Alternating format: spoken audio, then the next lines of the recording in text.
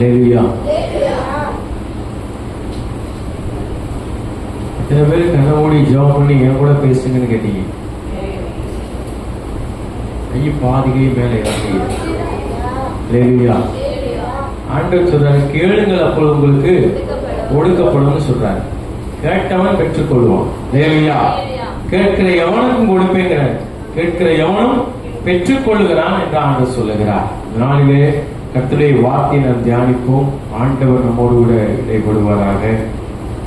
மத்தேயு 14ஆம் அதிகாரம் 18வது வசனத்தை வாசிப்போம். அவைகளை என்னிடத்தில் கொண்டு வாருங்கள் என்றார். அவைகளை என்னிடத்தில் கொண்டு வாருங்கள் என்றார். இந்த பக்கம் ஒரு வாசிங்க. மத்தேயு 14ஆம் அதிகாரம் 18வது வசனம்.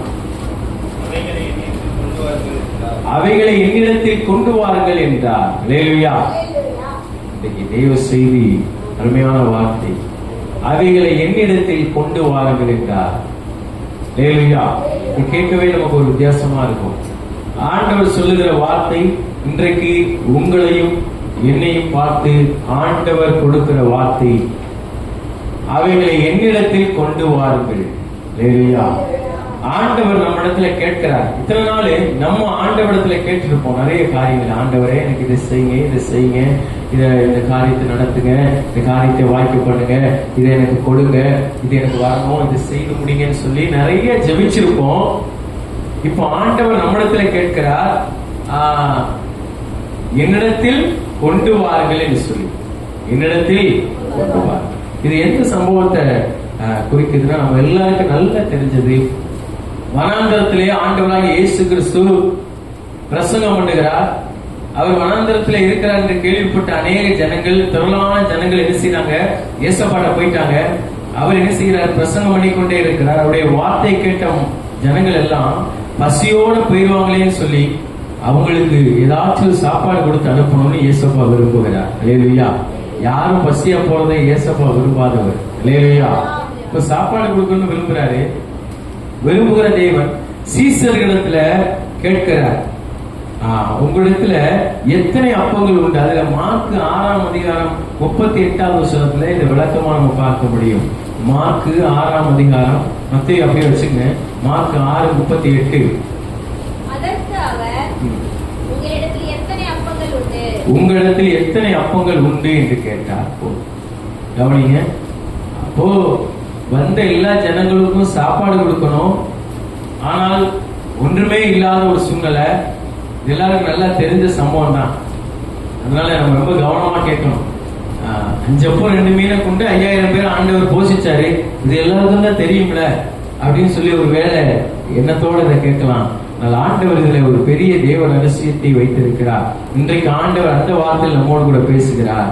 5 அப்பம் 2 மீன் காரியங்கள்ல சீசர்களை பார்த்து கேட்கிறார், உங்களிடத்தில் எத்தனை அப்பங்கள் உண்டு என்று சொல்லி. ஹல்லேலூயா.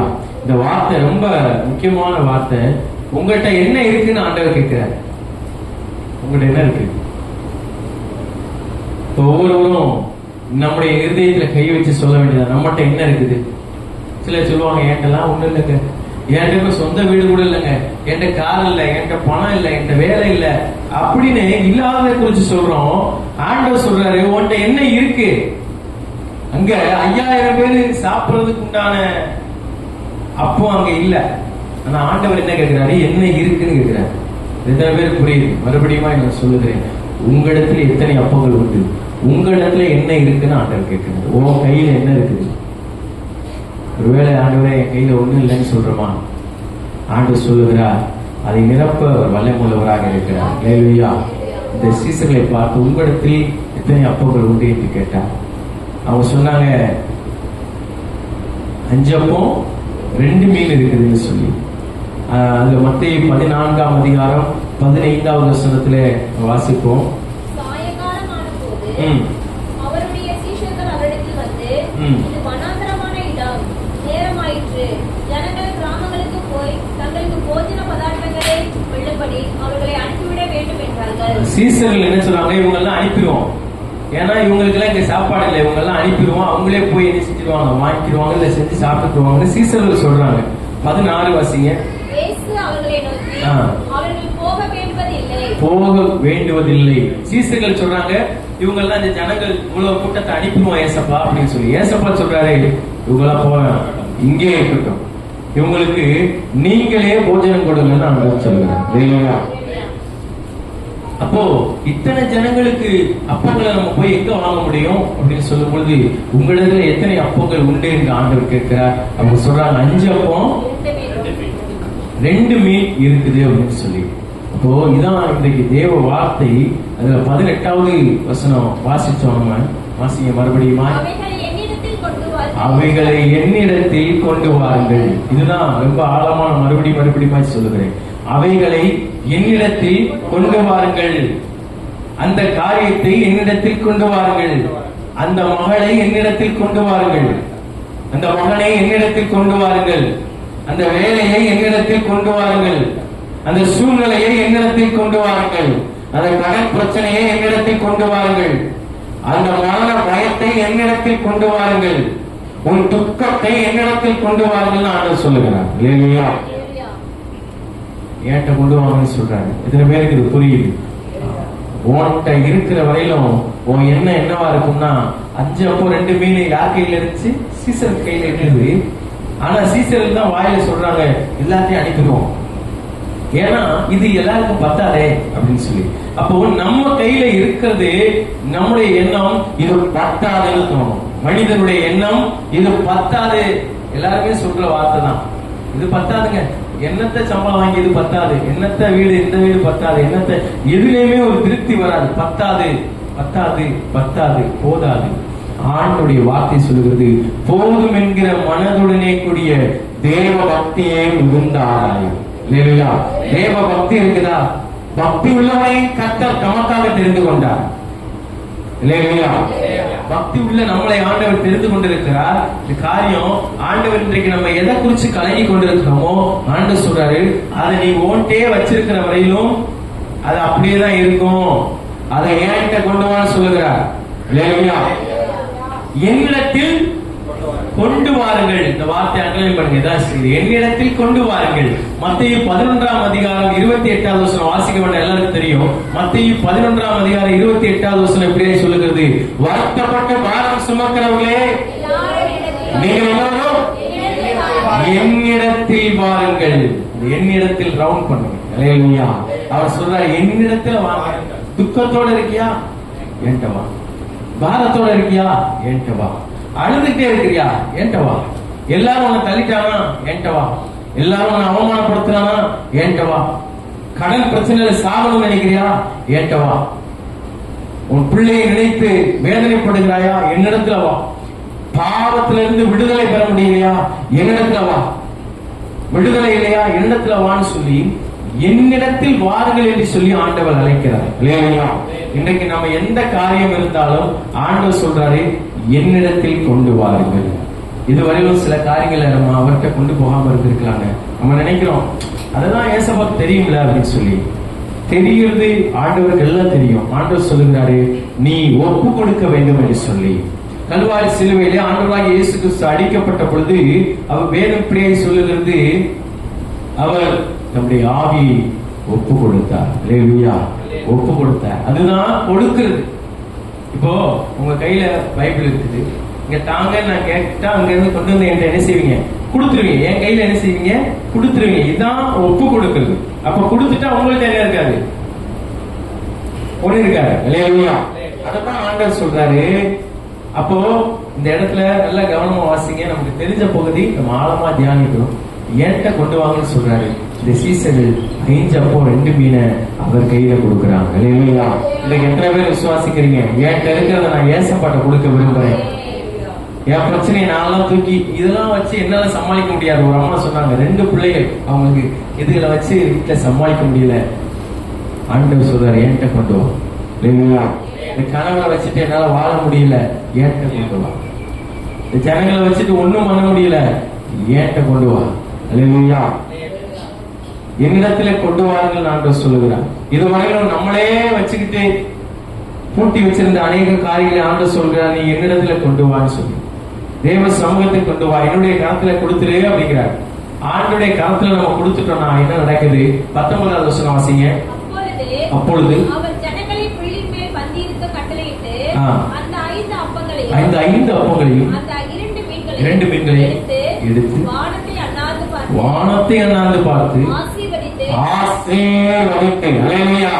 அப்ப ஆசீர்வாதம் எப்ப வருது? அவர் கையில கொடுக்கும் போதுதான் ஆசீர்வாதம். நம்ம கையிலேயே வச்சிருந்தோம்னா ஒரு நாள் ஆசீர்வாதம் வராது. உன் பிள்ளைய நீ வளர்க்க நினைச்சா வளர்க்க முடியாது. அவர் கையில ஒப்பு கொடுத்தா அவர் வளர்ப்பார். அல்லேலூயா. வேலையை நம்ம செஞ்சிருவோம் நினைச்சா செய்ய முடியாது. அவர் கையில ஒப்பு கொடுத்தா செய்து முடிப்பார். இந்த காரியம் நடந்துரும் நான் பேசி முடிச்சிருவேன்னு சொன்னா பேச முடியாது. அவர் கையில ஒப்பு கொடுத்தா உனக்காக பேசுவார். இல்லையா? அவர் அதான் சொல்றாரு, என் கையில கொடுக்காம அதை நீனே வச்சிருக்க அப்படிங்கிறார். இது ரொம்ப இன்னைக்கு ரொம்ப விசேஷமான ஒரு வார்த்தை ஆண்டவர் கொடுத்திருக்கேன். எனக்கு ரொம்ப பிடிச்ச தொடப்பட்ட வார்த்தையா இருந்தது. என்கிட்ட கொடுக்காம நிறைய பேர் வச்சிருக்காங்களா அப்படிங்கிறாரு ஆண்டவர். புரியுதா உங்களுக்கு? நான் பணத்தை குறித்து சொல்லல. பணம் அவருக்கு தேவையில்லை. ஒரு இருதயம் தேவை, ஒரு சரீரம் தேவை, உங்க ஆத்மா தேவை, உங்க ஆவி தேவை. ஆண்டவர் சொல்றாரு, அதை என்கிட்ட கொடுக்காம அவனே வச்சிருக்காண்டா அப்படிங்கிற. அவனே வச்சிருக்கான். அநேகர் நம்மளே வச்சுக்கிறோம் பாருங்க. சில பேர் சொல்லுவாங்க, இந்த கஷ்டத்தெல்லாம் யார்கிட்ட சொல்லி புலம்புறது? ஆண்டவர் சொல்றார், உன் புலம்பலை ஆனந்த கழிப்பாக நான் மாற்றுவேன். ஆண்டவரிடத்துல நம்ம சொல்லும் பொழுது அதை மாற்றுவார். ஆண்டவர் சொல்றாரு, உன்கிட்ட இருக்கிறத நீ வச்சிருக்காத, அதை ஏன்ட்ட கொடுங்க. கொடுக்கும் போது என்ன நடக்குது? 5 அப்பம் 2 மீன் சீசர்கள் கையில இருக்கிற வரை அது அப்படியே தான் இருந்துச்சு. அவர் கையில கொடுத்தாங்க. அவர் வாங்கி வானத்தை அண்ணாந்து பார்த்து ஆசீர்வதித்து. அப்ப அவர் ஆசீர்வதிக்கணும்னா அவர் கையில போகணுங்க. அவர் ஆசீர்வதிக்கணும்னா அவர் கைக்கு போகணும். அவர் கைக்குள்ள இருக்கணும். அப்பதான் ஆசீர்வாதம். வேட்டபடிக்கு தேவனுடைய பலத்த கரத்திற்குள் அடங்கியிருங்கள். அவர் கையில இருந்தா ஆசீர்வாதம். அவர் கைக்குள்ள இருந்த ஆசீர்வாதம். அவர் கையில இருந்துதான் ஆசீர்வாதமே வரும். அல்லேலூயா. அதனால இன்றைக்கு எந்த காரியமா இருந்தாலும் ஆண்டவர் சொல்றாரு, அதை என்னிடத்துல கொண்டு வாருங்கள். ஆசீர்வாதித்து அதை பெருக பண்ணுகிற தேவன் ஆசீர்வதித்து அதை பெருக பண்ணுவார். வருத்தப்பட்டு வாரம் சுமக்கிறவரை நீங்கள் எல்லோரும் என்னிடத்தில் வாருங்கள். என்னிடத்தில் வாருங்கள். இப்ப அவரிடத்துல நம்ம கொண்டு போய் நம்முடைய காரியங்கள் எதுவா இருந்தாலும் கொடுப்போம். நம்முடைய சூழ்நிலைகள் எதுவா இருந்தாலும் அவரிடத்துல கொடுக்கும் பொழுது அதை பத்திரமாய் அவர் ஆசீர்வதித்து பெருக பண்ணுகிற தேவனாய் இருக்கிறார். இன்னொரு சம்பவத்தை நாம் பார்க்கிறோம். மத்தேயு 17ஆம் அதிகாரம், மத்தேயு 17 நல்லா மனப்பாடம் பண்ணிக்கலாம். இயேசு பிரதியுத்தரமாக, விசுவாசமில்லாத மார்பற்ற சந்ததியே, எதுவரைக்கும் நான் உங்களோடு இருப்பேன்? எதுவரைக்கும் உங்களிடத்தில் பொறுமையாய் இருப்பேன்? அவனை என்னிடத்தில் கொண்டு வாருங்கள். அவனை என்னிடத்தில் கொண்டு வாருங்கள். அல்லேலூயா. ஒரு தகப்பனார் இருக்கிறார். ஒரு தகப்பனாருக்கு ஒரு பையன் இருக்கிறான். அந்த பையனுக்கு பிசாசு பிடிச்சிருச்சு. அந்த பிசாசை துரத்துறதுக்கு எங்கெங்கயோ கூட்டிட்டு போறார். யாரையோ கூட்டிட்டு போறார். ஒண்ணும் முடியல. கடைசியில எங்க வர்றாரு? ஏசப்பாட்ட வர்றாரு. அல்லேலூயா. இன்றைக்கு நம்ம நிறைய காரியங்களுக்கு நிறைய பேர் தேடுறோம் பாருங்க. அங்க போய் அந்த பாஸ்டர் ஜெபம் பண்ணா நடந்துருமா, இங்க போனா நடந்துருமா, இங்க செஞ்சா நடந்துருமா, அதை செஞ்சா நடந்துருமா, இதை செஞ்சா நடந்துருமான்னு எங்க சுத்தினாலும் எங்க போனாலும் எதுவும் நடக்காது. ஆண்டவர் தான் அற்புதத்தை செய்வார். இல்லையா? அவரிடத்துல வரும் பொழுது, அவரிடத்துல விசுவாசிக்கும் பொழுது அவர் அதிலே நன்மையானதை செய்வார். இல்லையா? தகப்பனார் தன் மகனை குறித்து இயேசு கிறிஸ்து சொல்லுகிறார், ஆண்டவரே உம்முடைய சீசர்கள்ட்ட போனேன். அவங்களாம் ஜெபம் பண்றதை பார்த்து, இவங்களாம் நல்லா ஜெபம் பண்றாங்க, இவங்ககிட்ட போய் மட்டையை கொஞ்சம் ஜெபம் பண்ணோம்னா சரியாயிரும் நினைச்சேன். ஆனா என்ன ஆகல, சரியாகல அப்படின்னு ஸ்டேட்மெண்ட் வைக்கிறாரு பாருங்க. இல்லையா? இன்னைக்கு சீசர்கள் நம்பி நிறைய பேர் இடத்துல நிறைய காரியங்களை நாம் என்ன செய்கிறோம், போகிறோம். ஆண்டவர் இயேசு இடத்துல வர சொல்லி இருக்கிறார். இல்லையா? என்னிடத்துல வருகிறவனே நான் புறம்பே தள்ளுவதில்லை சொல்லி இருக்கிறார். விடுதலை கொடுக்கிறவர் ஆண்டவர். அப்போ ஆண்டவரிடத்துல அந்த மனுஷன் போய், ஆண்டவரே உங்களுடைய சீசர்களிடத்துல கொண்டு போனேன், கதைக்காகல. அந்த 12 வருட பெரும்பாடுள்ள சிறியை பார்க்கிறோம். தனக்குள்ள செல்வத்தை எல்லாம் என்ன செஞ்சுட்டா, வித்துட்டா. ஆஸ்பத்திரியில போய் எல்லாத்தையும் செலவழிச்சுட்டா. எந்தெந்தையோ ஆஸ்பத்திரியிலே போய் பார்த்துக்கோங்க, சரியாகல. கடைசியா ஏசப்பாவை தொட்டுட்டா. இல்லையா? இந்த மனுஷன் கடைசியா இயேசப்பாட்ட வந்து அவர்களால இதை துரத்தி விட முடியாது என்று சொல்லி இயேசு கிறிஸ்துவிடத்திலே வந்து, ஆண்டவரே உம்முடைய சீசரிடத்துல கொண்டு போனேன், அவர்கள் என்ன செய்ய முடியல, இதை துரத்த முடியலன்னு சொல்லும் போது ஆண்டவர் சொல்லுகிறார், அற்ப விசுவாசிகளே, எவ்வளவு நாள் நான் உங்களோடு கூட இருப்பேன் என்று சொல்லி அவனை என்னிடத்தில் கொண்டு வாருங்கள் என்று சொன்னார். இல்லையா? அவனை என்கிட்ட கொண்டு வாங்க. அவன் எப்படிப்பட்டவனா இருக்கானா, சங்கிலியால கட்டப்பட்டவனா இருக்கிறான். தீயிலே தண்ணியிலே போய் அடிக்கடி விழுகிறான் பாருங்க. அடிக்கடி போய் தீயில விழுகிறான். எங்கேயாவது தீ இருந்துச்சுன்னா போய் ஓடி போய் அந்த தீயில விழுந்து செத்துடணும்னு சொல்லி, தண்ணி எங்கேயாவது ஓடிச்சுன்னா தண்ணியில விழுந்து செத்துடணும்னு சொல்லி, அப்ப அவனுக்குள்ள அங்க இருக்கிறது ஒரு தற்கொலையின் ஆவி. மாத்திரமல்ல, ஆண்டவர் விசாரிக்கிறாரு, உன் பேர் என்னன்னு சொல்லி. அது பேர் சொல்லல, பிசாசு சொல்லுது, நாங்கள் அநேகராய் இருக்கிறோம் அப்படின்னு சொல்லி. அநேகராய் இருக்கிறோம். அப்போ பிசாசு, அநேக பிசாசுகள் அந்த மனுஷனை பிடித்திருக்குது. இந்த பிசாசுகள் உபவாசத்தினாலும் ஜெபத்தினாலுமே அல்லாமல் வேற எந்த வழியிலும் போகாதுன்னு ஆண்டவர் சொல்லுகிறார். அப்ப இயேசு கிறிஸ்து அவனை இந்த மனுஷனை விட்டு புறப்பட்டு போய் என்று சொல்லி வார்த்தை அனுப்பினார். பிசாசு உடனே என்ன செய்தது, புறப்பட்டு போனது. அப்ப அந்த மகனை அந்த தகப்பனார் கூப்பிட்டு எங்கெங்கேயோ போனாரு. ஆனா அந்த மகனுக்குள்ளாக இருக்கிற பிசாச திறத்த முடியல. ஆனா இயேசுவினிடத்துல வந்தாரு, அவன் சுகமாக்கப்பட்டவனாய் திரும்பி சென்றான். இல்லையா? இன்றைக்கு எங்க போனாலும் நடக்காது, எந்த இடத்துல போனாலும் எந்த காரியமும் ஆகாது. தேவனிடத்தில் வருவோம் என்று சொன்னால், இயேசுவை நோக்கி பார்ப்போம் என்று சொன்னால், இயேசப்பா எனக்கு உதவி செய்யுங்கன்னு சொல்லி கேட்பீங்கன்னு சொன்னா, அவரிடத்துல உங்க காரியத்தை கொண்டு வந்து கொடுப்பீங்கன்னு சொன்னா, உங்க பிரச்சனை, உங்க சூழ்நிலை, உங்க போராட்டம், உங்களுடைய ஜெபம் எதுவா இருந்தாலும் அவர்கிட்ட கொண்டு வந்து கொடுத்தா அவர் என்ன செய்வாரு, சரியாக்கிடுவார். இல்லையா? எங்க போய் சரியாகாதது ஆண்டவரிடத்துல வந்தா சரியாகும். எங்க போய் கேட்காதது ஆண்டவரிடத்துல வந்தா கேட்கும். இல்லையா? ஆராதிக்கிற தேவன் சர்வவல்லமையுள்ள தேவன். மத்தேயு 18ஆம் அதிகாரம் 14வது வசனம் நான் வாசிக்கிறேன். மத்தேயு 18ஆம் அதிகாரம் 14வது வசனத்துல நாம் இப்படியாய் வாசிக்கிறோம், சிறு பிள்ளைகள் என்னிடத்தில் வருவதற்கு இடம் கொடுங்கள். யார்கிட்ட வர்றதுக்கு? என்னிடத்தில் வருவதற்கு ஆண்டவர் சொல்லுகிறார். இயேசு கிறிஸ்து சொல்லுகிறார், என்னிடத்தில் வருவதற்கு இடம் கொடுங்கள். அப்போ அவரிடத்துல வருவதற்கு நாம் இடம் கொடுக்க வேண்டும். நம்முடைய சிறு பிள்ளைகளை, நம்முடைய பிள்ளைகளை அவரிடத்திலே கொடுக்க வேண்டும் என்று சொல்லி அவர் விரும்புகிறார். ஒரு குழந்தை பிறந்தவுடனே அதை ஆண்டவரிடத்திலே நாம் ஒப்பு கொடுக்கிறோம். ஆண்டவரே, இந்த பிள்ளையை உங்களுடைய கரத்துல ஒப்பு கொடுக்கிறேன், இந்த பிள்ளையை நீர் ஆசீர்வதிங்க, நீங்க இந்த பிள்ளைங்க வழி நடத்துங்க, இந்த பிள்ளைய உயர்த்துங்க ஆண்டவரேன்னு சொல்லி ஆண்டவருடைய சமூகத்துல நாம் ஒப்பு கொடுத்து நாம் பிள்ளையை அவரிடத்துல கொடுப்போமானால் ஆண்டவர் நன்மையாய் பாதுகாத்துக் கொள்வார். சிறு பிள்ளைகள் என்னிடத்தில் வருவதற்கு முதல்ல பார்த்தோம், அவைகளை என்னிடத்தில் கொண்டு வாருங்கள். எதை சொன்னாரு? 5 அப்பம் 2 மீன்ல ஏன்ட்ட கொடுங்கன்னாரு. அதை ஆசீர்வதித்து பெருக பண்ணுங்க. பிசாசு பிடிச்சவன ஏன்ட்ட கூட்டிட்டு வாங்க, என்னிடத்தில் கூட்டி வாருங்கன்னு சொன்னாரு. அவர்கிட்ட கூட்டிட்டு போனாங்க, ஆண்டவர் சுகப்படுத்தினார். சிறு பிள்ளைகள் அவரிடத்துல வருவதை கண்டு சீசர்கள் அதட்டுறாங்க. ஆண்டவர் சொல்றாரு, சிறு பிள்ளைகள் என்னிடத்தில் வருவதற்கு இடம் கொடுங்கள், பரலோக ராஜ்யம் அப்படிப்பட்டவர்களுடையது. அல்லேலூயா. இன்றைக்கு ஆண்டவர் சொல்றாரு, என்னிடத்துல கொடு, ஏன்ட்ட கொடுங்கிறார். நம்ம நிறைய காரியத்தை ஆண்டவர்கிட்ட கொடுக்காமே வச்சிருக்கோம். சில பாவ காரியங்கள்லாம் இருக்கும், அதை எப்ப ஆண்டவரிடத்துல அறிக்கை பண்ணி அதை விட்டு விடுகிறோமோ இரக்கத்தை நாம் பெற்றுக் கொள்வோம். அப்ப அந்த பாவம் நம்மகிட்ட இருக்கிற வரையிலும் அது போராடி கொண்டே இருக்கும். அதை ஆண்டவரிடத்துல கொடுத்து விட்டோம் என்று சொன்னால், நான் ஆரம்பத்துல சொன்னது போல அக்கினி எல்லாத்தையும் எரிச்சு சாம்பலாக்கிறோம். அதே போல நம்முடைய எந்த காரியமா இருந்தாலும் அவர்கிட்ட கொடுத்தா அவரிடத்தில் இருக்கிற அந்த நெருப்பு அதை எரித்து சாம்பலாக்கி நம்முடைய வாழ்க்கையில நன்மையானதை செய்யும். அவர் ஆசீர்வதிக்கிற தேவன், ஒரு உயர்ந்த தேவன். மத்தேயு 4ஆம் அதிகாரம் 18வது வசனத்துல நாம் பார்க்கிறோம். மத்தேயு 4ஆம் அதிகாரம் 18வது வசனத்துல பேதுருவும் இயேசு கலிலேயா கடலோரமாய் நடந்து போகையில் மீன் பிடிக்கிறவர்களாய் இருந்த 2 சகோதரராகிய பேதுரு எனப்பட்ட சீமோனும் அவன் சகோதரன் அந்திரேயாவும் கடலில் வலை போட்டுக் கொண்டிருக்கிற போது அவர்களை கண்டு, இயேசு கடலோரத்துல நடந்து போகும் பொழுது பேதுருவும் அவன் சகோதரனாகிய அந்திரேயாவும், எல்லாம் என்ன கவனிக்க பார்ப்போம். பேதுருவும் அந்திரேயா, அவன் சகோதரன் பேர் என்ன? அந்திரேயா. அவங்க 2 பேரும் கடல்ல என்ன பண்றாங்க? என்ன பண்றாங்க? மீன் பிடிக்கிறாங்களா, வலையை அலசுறாங்களா, வலையை போடுறாங்களா, படுத்து தூங்குறாங்களா?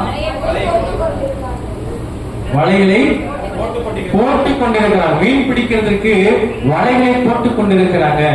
அப்போ இயேசு கிறிஸ்து அவர்களை பார்த்து அந்த 19வது அதிகாரத்துல நம்ம வாசிக்கிறோம், என் பின்னே வாருங்கள், அல்லேலூயா, என் பின்னே வாருங்கள், என் பின்னே வாருங்கள் என்று சொல்லி அவர்களை அழைத்தார்.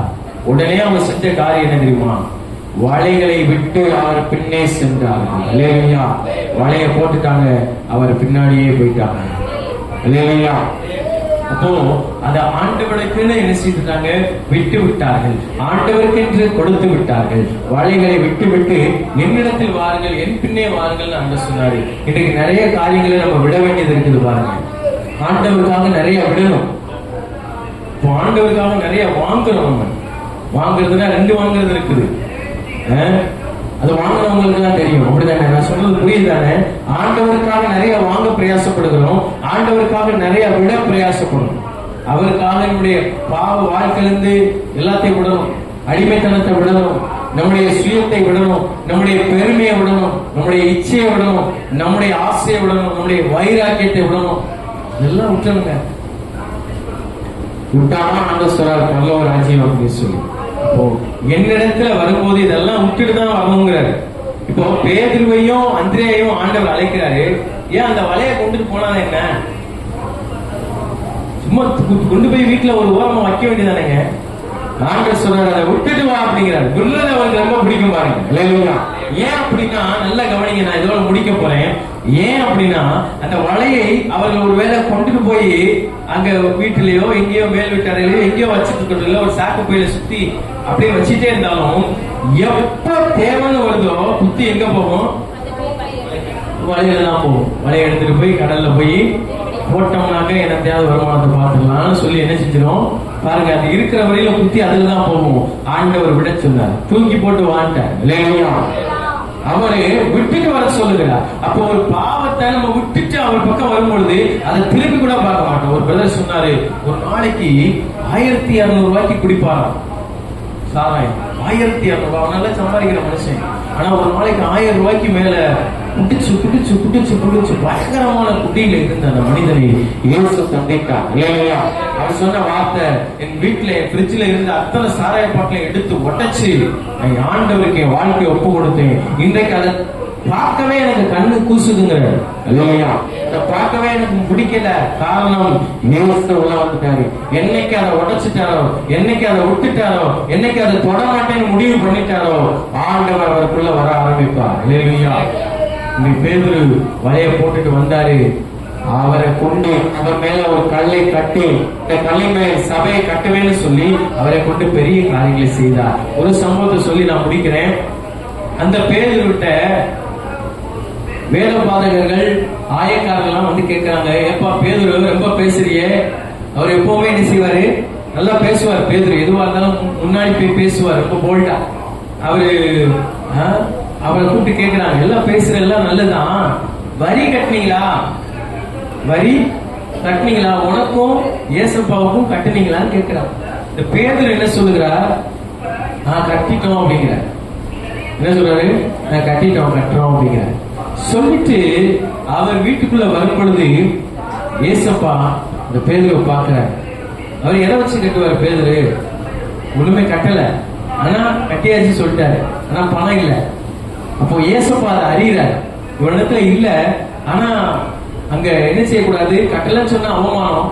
நான் சொல்லிட்டான், உடைய வார்த்தை நிமித்தமாய் ஆண்டவர், இவன் போய் ஆண்டவர்கிட்ட எதுவுமே கேட்கல, போகிறதே அவனுடைய உள்ளத்தை ஆண்டவர் அறிந்து பேதுருவே வா அப்படின்னு சொல்றாரு.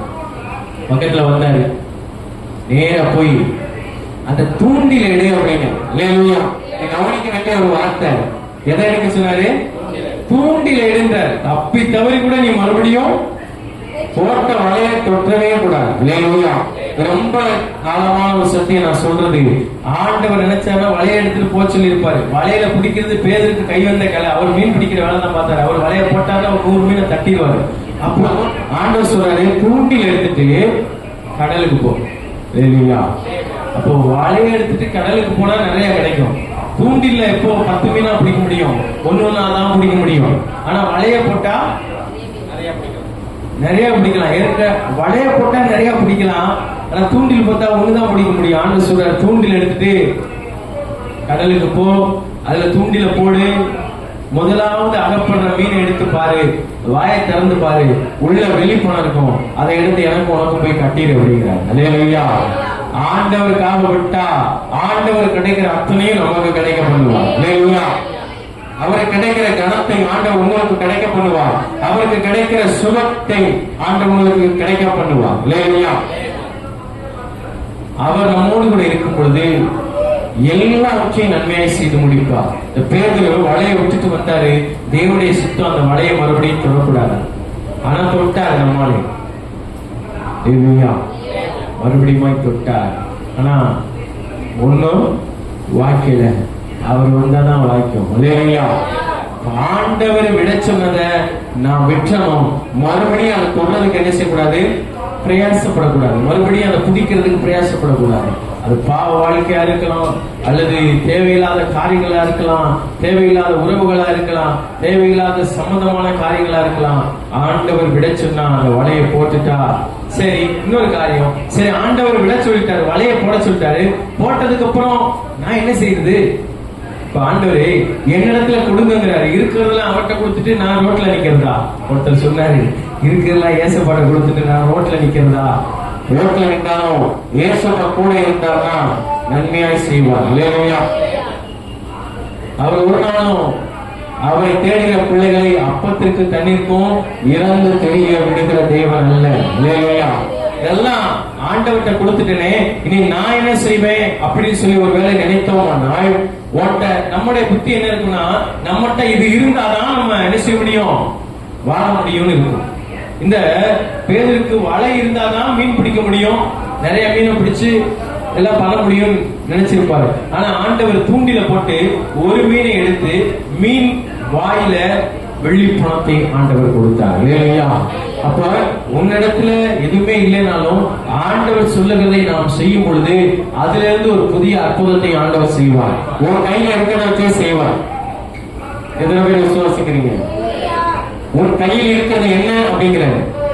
அப்போ இந்த சீசர்களை பார்த்து உங்களிடத்தில் இருக்கிறத என்னிடத்தில் கொண்டு வாருங்கள், உன் கையில இருக்கிறத என் கையில கொடு, அவ்வளவுதான் அர்த்தம். நமக்கு புரியுற மாதிரி சொன்னா, உன் கையில இருக்கிறத என் கையில கொடுங்க. இல்லையா? மோசையை பார்த்து ஆண்டவர் கேட்டார், உன் கையில இருக்கிறது என்ன? கோல். அந்த கோலை வச்சு மோசை என்ன செஞ்சாரு? ஆடு வைத்துக் கொண்டிருந்தார் வனாந்தரத்துல. ஆனால் அதே கோலை கொண்டு செங்கடலை ஆண்டவர் பிளந்தார். இல்லையா? கோல் கையில இருக்கும்போது மோசைக்கு தெரியாது இதை வச்சுதான் கடல் பழக்க போகுது. இல்லையா? தாவீது கையில கவட்டை வச்சிருந்தார். இந்த தாவீதுக்கு தெரியாது இதை வச்சுதான் பெரிய கோலியாத்தையும் முறியடிக்க போறோம். இல்லையா? தாவீது கையில் பட்டயம் இல்லாத இருந்தது. உன் கையில எதுவுமே இல்லைனாலும் பரவாயில்ல, உன் கையில என்ன இருக்கோ அதை ஆண்டவர் பயன்படுத்துவார். இல்லையா? எத்தனை பேருக்கு புரியுது? நம்ம கையில இப்ப தாவீது கையில பெரிய பட்டயம் இருந்தா தான் கோலியத்தை முறியடிப்பான்னு கிடையாது, கவட்டை இருந்தாலும் முறியடிக்கலாம்.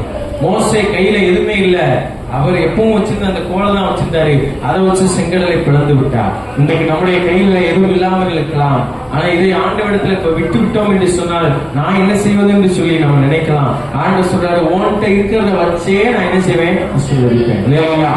இப்ப இருக்கிற இதே சூழ்நிலைகளை வைத்தே ஆண்டவர் ஆசீர்வதிக்க முடியும். இப்ப இருக்கிற இதே ஸ்தலத்திலே ஆண்டவர் ஆசீர்வதிக்க முடியும். இப்ப இருக்கிற இதே குடும்பத்திலே ஆண்டவர் உன்னை உயர்த்த முடியும். இப்ப இருக்கிற இதே நிலைமையிலே ஆண்டவர் உன்னை உன் தலையை உயர்த்த முடியும். உயர்வையா? எப்பொழுது என்னிடத்தில் கொண்டு வாருங்கள் சொல்லுகிறார். என்னிடத்தில் கொண்டு வாருங்கள். இன்னைக்கு எதை ஆண்டவரிடத்தில் நம்ம ஒப்பு கொடுக்காம இருக்கிறோம், எதை ஆண்டவரிடத்தில் நம்ம கொடுக்காம இருக்கிறோமோ அதெல்லாம் ஆண்டவரிடத்தில் கொடுக்கணும். ஆண்டவரே, என் படிப்பின் காரியங்களை நான் உங்ககிட்ட கொடுக்கிறேன். ஆண்டவரே, என் பிள்ளை காரியத்தை உங்களிடத்தை கொடுக்கிறேன். ஆண்டவரே, என்னுடைய கணவர் காரியத்தை உங்களிடத்துல கொடுக்கிறேன். ஆண்டவரே, என்னுடைய ஜெப வாழ்க்கையை உங்களிடத்துல கொடுக்கிறேன். ஆண்டவரே, என்னுடைய பரிசுத்த வாழ்க்கையை உங்களுடைய கரத்துல கொடுக்கிறேன். ஆண்டவரே, என்னுடைய கண்களை உங்களுடைய கரத்துல கொடுக்கிறேன். ஆண்டவரே, என்னுடைய கால்களை உங்களுடைய கரத்துல கொடுக்கிறேன். என்னுடைய எல்லா காரியங்களும் உங்க கரத்துல கொடுக்கிறேன்னு சொல்லி அவர் கரத்துல கொடுத்து பாருங்க, அவர் ஆசீர்வதிப்பார். கொடுக்காம நீங்களே வச்சுக்கிட்டு ஆசீர்வாதத்தை எப்படி வாங்க முடியும்? இப்ப ஆசீர்வாதத்தை பெற்றுக்கொள்வதற்கான ஒரு வழியை ஆண்டு சொல்றாரு. எப்ப என் கைக்கு வருதோ அப்பதான் ஆசீர்வதிப்பீங்க. இல்லையா? எத்தனையோ பேர் இருக்கலாம் உலகத்துல. ஆனால் அழைக்கப்பட்டவர்கள் அநேகர், தெரிந்து கொள்ளப்பட்டவர்களோ சிலர். அப்போ ஆண்டவரை நோக்கி ஆண்டவரிடத்துல வந்து அவரிடத்துல தன்னுடைய வாழ்க்கையை ஒப்பு கொடுத்து அவரை நோக்கி கூப்பிடுகிறவர்களுக்கு சகலத்தையும் நன்மையாய் செய்கிறார். இன்றைக்கு வார்த்தை என்னிடத்தில் கொண்டு வாருங்கள் என்று சொல்லி அவர் கேட்கிறார். நாம எதெல்லாம் நம்ம கையில வச்சிருக்கிறோமோ, எதெல்லாம் நம்ம மனசுல வச்சிருக்கிறோமோ, எதெல்லாம் நமக்குள்ளாக வைத்திருக்கிறோமோ அதெல்லாம் அவரிடத்துல கொடுத்து விட. மனதிலே கவலைகள் இருக்குமானால் அவரிடத்திலே கொடுத்துருங்க. துக்கம் இருக்குமானால் அவரிடத்திலே கொடுத்து விடுங்கள், அதை விட்டு விடுங்கள். பாவம் இருக்குமானால் அதை விட்டு விடுங்கள். பொறாமை இருக்குமானால் அதை விட்டு விடுங்க. பண ஆசை இருக்குமானால் அதை விட்டு விடுங்கள். பணம் எல்லாவற்றிற்கும் உதவும், ஆனால் பண ஆசை எல்லா தீமைக்கும் வேறா இருக்கிறது. பண ஆசை எல்லா தீமைக்கு வேறா இருக்கிறது. பணம் எல்லாவற்றிற்கும் உதவும். 1 கோடி ரூபாய் இருந்தா ஒரு உயிரை காப்பாற்ற முடியாது. ஆனால் இயேசு ஒரு வார்த்தை சொன்னால் உயிரோடு எழுப்புவார். அல்லேலூயா. அப்படிப்பட்ட சர்வ வல்லமையுள்ள இயேசு நம்மை அழைக்கிறார். என்னிடத்துல நீ கொடு, என்னிடத்துல வா, என்கிட்ட சிறு பிள்ளைகளை அனுப்பு, என்னிடத்துல உன்னுடைய எல்லா காரியங்களையும் கொடு. நீ யார்கிட்ட கொடுக்க நினைக்கிற? இதை யார்கிட்டயாவது கொடுத்தா நல்லா இருக்கும்னு நினைக்கிறோமா? இதை யார் கையிலாவது ஒப்பு கொடுத்தா நன்மையா இருக்கும்னு நினைக்கிறோமா? ஆண்டவர் சொல்லுகிறாங்க, என் கையில கொடு. என் கையில கொடுத்தா அதை ஆசீர்வதித்து அது நீ நினைக்கிற மாதிரி உனக்கு மட்டும் இல்ல அநேகருக்கு பிரயோஜனப்பட ஆண்டவர் வைப்பார். இல்லையா? 5 அப்பம் 2 மீன் ஆண்டவர் கையில கொடுத்தாங்க. 5000 பேர் சாப்பிட்டு மீதம் எடுத்தாங்க. பேதுரு அந்த தூண்டில போட்டு மீன் பிடிக்கும் பொழுது மீன் வாயிலிருந்து வெள்ளி பணத்தை எடுத்து இயேசு கிறிஸ்துவுக்கும் பேதுருக்கும் சேர்த்து கட்டினார். இல்லையா? இன்னைக்கு சேர்த்து கட்ட வைப்பாங்க. என் வீட்டு வாடகையை கொடுக்க முடியல அப்படின்னு நம்ம புலம்பிட்டு இருப்போம். இன்னொருத்த வீட்டு வாடகையை நம்மள கொடுக்க வைப்பாங்க. இல்லையா? என் பிள்ளைக்கு பீஸ் கட்ட முடியல, ஆண்டு சொல்றவங்க இன்னும் 4 பிள்ளைங்க சேர்த்து நீ பீஸ் கட்டுவாங்க. நம்புறீங்களா? விசுவாசிக்கிறீங்களா? ஆண்டவர் அப்படி செய்வாருங்க. அப்படிப்பட்ட தேவனை தான் நம்ம ஆராதிக்கிறோம். நாம் ஆராதிக்கிற தேவன் உயிர் உள்ளவர், அவர் சத்தியமானவர், அவர் அதிசயங்களை செய்கிறவர். சொல்லுகிறார், என்னிடத்திலே கொடுத்துரு. இந்த வாழ்க்கை எல்லாத்தையும் அவரிடத்துல கொடுக்கணும். நம்முடைய சோம்பல் காரியங்கள் அவரிடத்துல கொடுக்கும் பொழுது அதுல இருந்து ஒரு விடுதலை கொடுப்பார். ஆண்டவரே, நான் செபிக்கணும்னு நினைக்கும் போதெல்லாம் ஒரு சோம்பேத்தனமா இருக்குதுன்னு நினைக்கிறோமா? ஆண்டவரத்துல கொடுக்கணும். சோம்பலை மாற்றி உற்சாக ஆவியினால நம்ம என்ன செய்வாரு? நிரப்புவார். ஜெபம் என்பது ஒரு தீபம். அதை ஏற்ற ஏற்ற ஏற்ற முகம் பிரகாசிக்கும், வாழ்க்கை பிரகாசிக்கும், குடும்பம் பிரகாசிக்கும், உள்ளம் பிரகாசிக்கும். எந்த துக்க செய்தியை கேட்டாலும் மனம் பதட்டம் வராது. அவர் இதயத்திலே சமாதானத்தையும் சந்தோஷத்தையும் கொடுப்பார். அதனால நீதிமானுடைய வேர் கனி கொடுக்கும் என்று ஆண்டவர் சொல்கிறார். நம்மை நீதிமான்களாய் வைத்திருக்கிறார். நாம் எதுவா இருந்தாலும் ஆண்டுடைய கருத்துல கொடுப்போம். என்னிடத்தில் கொண்டு வாருங்கள், என்னிடத்தில் கொண்டு வாருங்கள் சொல்லி இருக்கிறார். நம்ம இன்னைக்கு எதை சுமந்துட்டு வந்திருக்கோமோ அதை ஆண்டவர்கிட்ட கொடுத்துட்டு போறோம். இல்லையா? ஆண்டவரிடத்துல கொடுத்துட்டு போகும் பொழுது ஆண்டவர் அதை நன்மையாய் பெருக பண்ணி நம்ம நினைக்கிறோம் கொடுத்துட்டா அவரே வச்சுக்கிடுவாரோ அப்படின்னு சொல்லி. இல்லையா? அப்போ 5 அப்பம் 2 மீன் அவர் கையில கொடுத்தாங்க. வேதம் சொல்லுகிறது அதை ஆசீர்வதித்து அவர்களிடத்தில் கொடுத்தார். இல்லையா? மறுபடியும் கொடுத்துட்டார். அவங்களுடைய அவர் கைக்கு போனது அது ஆசீர்வதிக்கப்பட்டு மறுபடியும் உன் கையில தான் வரும். இல்லையா? உன் கையில இருக்கிற வரையும் அவர் கையில கொடுத்தா அவர் ஆசீர்வதித்து அதை மறுபடியும் உன் கையில கொடுப்பாரு. அதுக்கப்புறம் அது பெருகிட்டே இருக்கும், குறுகி போகாது. இல்லையா? இப்படிப்பட்ட ஒரு பிளஸிங் ஆண்டவர் வைத்திருக்கிறார். அதனால அவருடைய கருத்துல ஒப்பு கொடுத்து கண்ணில் மூடி ஜெபிப்போம். உங்களை நேசிக்கிற அன்பை பிதாவே, உண்மை நன்றியோடு துதிக்கிறோம், சோதரிக்கிறோம். நாளை என்னிடத்தில் கொண்டு வாருங்கள் என்று சொன்ன தேவன், நாங்கள் எல்லாவற்றையும் உடைய கருத்துல ஒப்பு கொடுக்கிறோம். எங்களுடைய குடும்பங்களை, சூழ்நிலைகளை எல்லாவற்றையும் ஒப்பு கொடுக்கிறோம். அப்பா ஆண்டவரே, எங்களுடைய போராட்டங்களை ஒப்பு கொடுக்கிறோம், எல்லாவற்றையும் ஒப்பு கொடுக்கிறோம். ஆண்டவரே, உங்க கையில கொடுக்கிறப்பா. ஆண்டவரே, கர்த்தருடைய கரத்துல ஆண்டவரே எல்லா சுகமும் இருக்கிறதை நாங்கள் அறிகிறோம். உங்களுடைய கரத்துல நாங்கள் கொடுக்கிறோம்ப்பா. நீர் ஆசீர்வதி, பெருகும், வழிநடத்தும். துணை மகிமை எல்லாம் ஒரு வாழ்க்கை செலுத்தி இயேசு கிறிஸ்துவின் நாமத்தில் ஜெபிக்கிறோம். ஜீவனுள்ள நல்ல பிதாவே, ஆமென்.